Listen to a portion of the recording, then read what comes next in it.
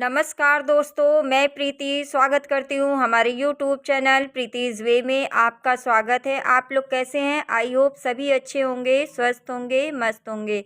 तो आज हम बात करेंगे गणेश चतुर्थी, माघी चौथ और संकष्टी चौथ ये कब है और इसके नियम क्या हैं। कुछ गणेश चतुर्थी के महत्वपूर्ण नियम हम इस वीडियो में जानेंगे, तो बहुत ही ध्यान से सुनिएगा।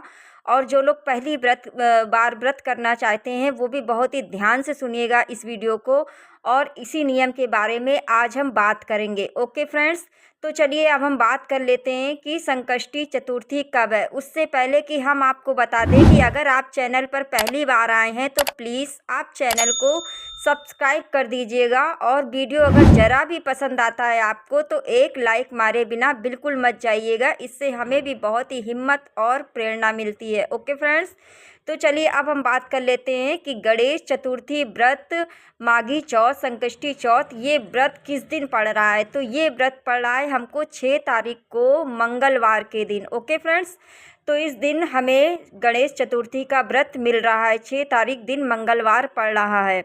और देखिए, ये माघ महीने के कृष्ण पक्ष के चतुर्थी के दिन ये गणेश चतुर्थी व्रत किया जाता है, और ये व्रत जिसके बेटे होते हैं वही लोग इस व्रत को करते हैं।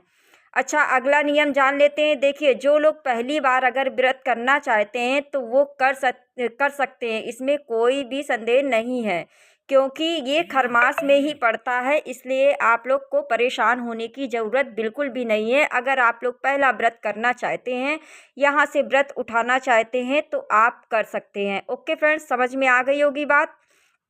चलिए अगले नियम की बात कर लेते हैं। देख लीजिए, ये जो कृष्ण पक्ष का ये चतुर्थी दिन होता है माघ के महीने का, ये बहुत ही सर्वश्रेष्ठ माना गया है। गणेश जी की इसमें पूजा होती है, गौरी गणेश बनाए जाते हैं। ओके फ्रेंड्स, तो देख लीजिएगा आप लोग के यहाँ कैसे होता है। देखिए, हमारे यहाँ नियम है कि अगर ये व्रत जिस दिन भी हमको करना होता है उसके एक दिन पहले हम लोगों को बाल धुल लेना चाहिए।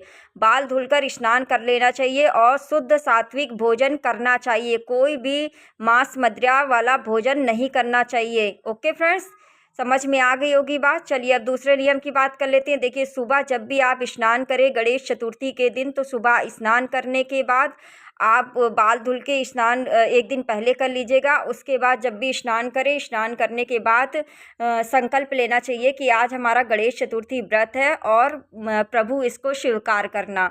ओके फ्रेंड्स, और सुबह आप जैसी अपनी पूजा करते हैं वैसी ही पूजा करेंगे, और शाम को आप एक चौकी लगाएंगे और गणेश जी की, गौरी गणेश की फ़ोटो रखेंगे, या गौरी गणेश जैसे बनता है वैसे ही करेंगे, और गणेश जी की फ़ोटो रख करके आप इनकी विधि विधान से पूजा करेंगे। देखिए, कुछ लोगों के यहाँ इसमें पहाड़ बनता है, कुछ लोगों के यहाँ केवल लड्डू से ही भोग लगाया जाता है। ठीक है, और देख लीजिए, किसी के यहाँ सुबह पूजा होती है, किसी के यहाँ शाम को पूजा होती है। हमारे यहाँ ये नियम है कि शाम को ही पूजा होती है और सुबह पूजा नहीं होती है। आप अपने यहाँ का नियम देख लीजिएगा। ठीक है फ्रेंड्स, तो इस तरीके की पूजा हमारे यहाँ गणेश चतुर्थी में की जाती है, तो इसका विशेष आप लोग ध्यान दीजिएगा। शाम को ही पूजा होती है, और हमारे यहाँ अन्न ग्रहण नहीं होता है, निर्जला व्रत किया जाता है। ओके फ्रेंड्स, समझ में आ रही होगी आपको बात। निर्जला, इस गणेश चतुर्थी का व्रत निर्जला ही होता है, कोई बिना पानी पिए ही होता है। और जब शाम को आप गणेश जी की पूजा कर लेंगे, उसके बाद नियम है कि हम पानी पी सकते हैं, लेकिन फलाहार करके। और देखिए, इसमें मीठा खाया जाता है और नमक बिल्कुल भी नहीं खाया जाता है। थोड़ा ये ध्यान दीजिएगा। अगर कोई मजबूरी है, आपको कोई दिक्कत है, कोई परेशानी है, तो फलाहार में आप सेंधा नमक करके खा सकते हैं। वैसे तो इस व्रत का नियम है कि आप निर्जला ही व्रत करें और फलाहार करें, जैसे कि मीठा भोजन करें। सिंघाड़े के आटे का हलवा हो गया, और आलू अगर ऐसे ही खाना चाहते हैं तो आप ऐसे ही खा सकते हैं, लेकिन जो है इस तरीके से ही व्रत करना चाहिए। ओके, फलाहार करके ही व्रत करना चाहिए, कभी भी नमक नहीं खाना चाहिए। अब आपके यहाँ क्या नियम है ये देख लीजिएगा। अच्छा, एक चीज़ और बता दें कि व्रत करने के बाद जो है हर महिलाएं लटे को ज़रूर से ज़रूर काला तिल डाल करके और उसमें लट निकाल करके ज़रूर चंद्रमा को अर्घ देना चाहिए। चंद्रमा को अर्घ देने का सबसे बड़ा विधान है इस विधि में, इस पूजा में, ठीक है। तो समझ जाइएगा कि चंद्रमा, और देखिए हाँ एक चीज़ और है, 9:15 9:30 के पहले देखिए ठंड का समय है तो बहुत ध्यान दीजिएगा।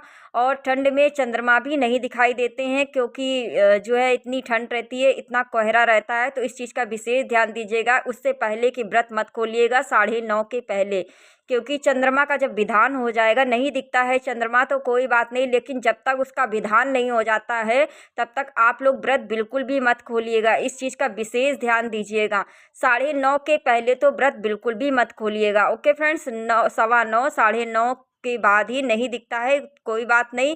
आप लटे निकाल करके काला तिल डाल करके और अपने बाएं तरफ की लटों को धुल लीजिएगा और चंद्रमा को दूध डाल करके चंद्रमा को अर्घ दे करके तभी आप अपने फलाहार भोजन को ग्रहण करिएगा। Okay friends. और दूसरे दिन जब चौकी हटाया जाता है, बच्चे से पहाड़ को फुड़वाया जाता है, तो इस तरीके से नियम कर लीजिएगा आप लोग। और देखिए आपके यहाँ कैसा नियम होता है, बहुत लोगों के यहाँ एक दिन पहले ये साग खाकर नियम को किया जाता है, साग बना करके पहले एक दिन पहले खा लिया जाता है। हमारे यहाँ ये नियम है नहीं है। अगर आपके यहाँ नियम हो तो ज़रूर कमेंट करके बताइएगा। ओके फ्रेंड्स, देखिए अगला नियम जान लेते हैं, बहुत ध्यान से सुनिएगा मेरी बात। चंद्रमा को अर्घ देने के बाद आप कुछ मीठा ही भोजन करिएगा, ये नहीं कि अन्न ग्रहण कर लें, तो इसमें अन्न बिल्कुल भी ग्रहण नहीं होता है। अब आपके क्या क्या नियम है ये ज़रूर बताइएगा, ठीक है फ्रेंड्स। और सुहाग में देखिए आप लोग कोई भी व्रत करें तो साड़ी पहना करें। साड़ी पहनने से ये होता है कि भगवान को भी अच्छा लगता है, क्योंकि साड़ी पहनना हमारे लिए शुभ होता है। कोई भी महिला हो साड़ी पहनकर अगर व्रत करती है तो भगवान भी को भी उसमें खुशी होती है। और कोई भी व्रत करो तो साड़ी पहनकर ही किया करो, इससे सुविधा होती है। और सारा श्रृंगार ज़रूर से ज़रूर हर महिलाएं किया करें। कोई भी व्रत करो आप लोग तो मावर लगाओ और पूरे अच्छे तरीके से श्रृंगार करके तभी पूजा करनी चाहिए। Okay friends. और अपने बच्चे को भी अच्छे से सुबह उनको स्नान करा करके उनके कपड़े बदल करके उनसे पहाड़ को तुड़वाया जाता है। ओके फ्रेंड्स, जो हमारे यहाँ काले तिल का पहाड़ बनाया जाता है उस पहाड़ को तुड़वाया जाता है। और तुड़वा करके मतलब थोड़ा सा हाथ लगा करके फिर उनको दान दक्षिणा जो भी अपने बच्चे को देना हो दे करके उसके बाद ही सब जगह प्रसाद बांटा जाता है।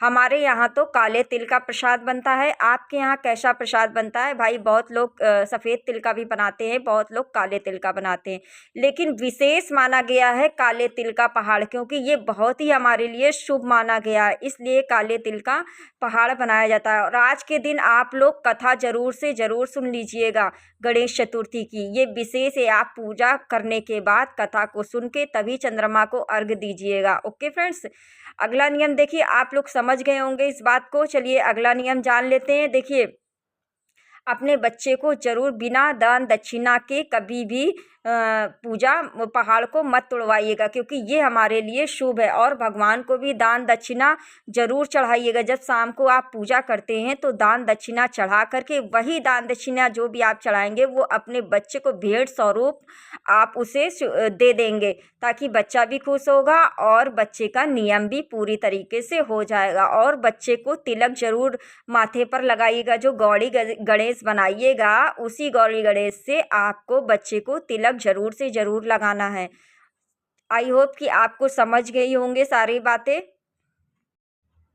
और माघ के महीने में कभी भी हमें तिल नहीं खरीदना चाहिए। अगर तिल आपने खरीद लिया है तो अच्छी बात है, नहीं खरीदा है तो अगले बार से ध्यान रखिएगा।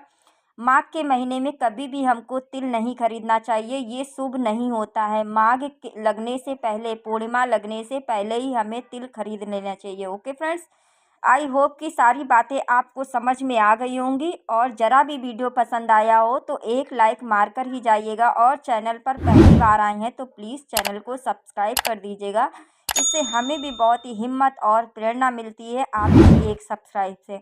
ओके फ्रेंड्स, चलिए कमेंट में श्री गणेशाय नमः लिखना बिल्कुल मत भूलना। ओके फ्रेंड्स, चलिए मिलते हैं नेक्स्ट वीडियो में। और ओके एंड बाय बाय।